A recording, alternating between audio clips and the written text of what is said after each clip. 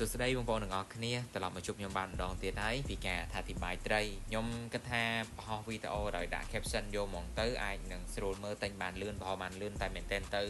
មានបងសួរច្រើនមែនតើបងប្អូនសួរច្រើនមែនតើតាក់ទងពីត្រីសួរពីទំហំសួរពីនេះពីនោះអីច្រើនតាក់ទងមួយត្រីមួយហ្នឹងអញ្ចឹងទៅដល់ហើយខ្ញុំក៏គិតថាមានតែធ្វើអធិប្បាយចេះហើយបានច្បាស់លាស់ទាំងអស់គ្នាមុនពេលទិញត្រី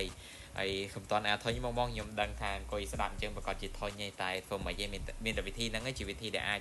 បញ្យល់ឲ្យបានច្បាស់មុនពេលអ្នកទាំងអស់គ្នាសម្រាប់ចិត្តទិញត្រីរបស់ខ្ញុំបានអូខេជាងកុំឲ្យខាតពេលយូរមកចាប់ផ្ដើមចូលមើលត្រីមីនេះជាប្រភេទ Orange Koi Copper Galaxy ឬក៏យើងអាចហៅថា Orange Koi Copper ក៏បានដែរមួយនេះដែរវា pattern ជាលក្ខណៈ Koi Galaxy បងតែពណ៌វាប្លែកពី Koi ធម្មតាដោយសារវាចេញមកពីសំបុក Nemo ជាត្រីទំហំធម្មតាតែរាងធំគួរសមដែរទំហំវា size M បូកមើលទៅធំស្រឡះហ្មងហើយ form របស់វាក៏ពេញស្អាតដែរអ្នកទាំងអស់គ្នាសម្រាប់តម្លៃ15បញ្ចុះសល់12បងត្រូវការត្រី size ធំល្អអាចមើលមួយនេះបានអរគុណច្រើនជួបគ្នានៅវីដេអូក្រោយទៀត